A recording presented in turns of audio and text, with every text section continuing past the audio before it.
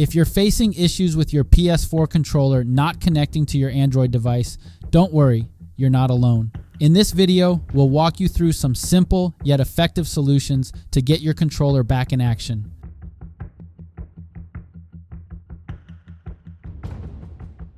Ensure that Bluetooth is enabled on both your Android device and the PS4 controller.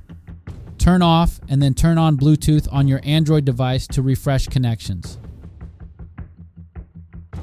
Put the PS4 controller into pairing mode by holding the PS button and share button simultaneously until the light bar starts flashing.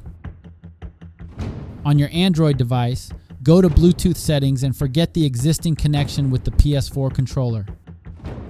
Pair the devices again by selecting the controller from the available devices in Bluetooth settings.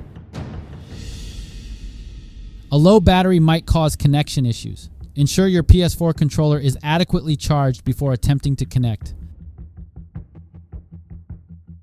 Locate the small reset button on the back of the controller. Use a paper clip or a similar tool to press the reset button for a few seconds. After resetting, put the controller in pairing mode and try connecting again. And that's it.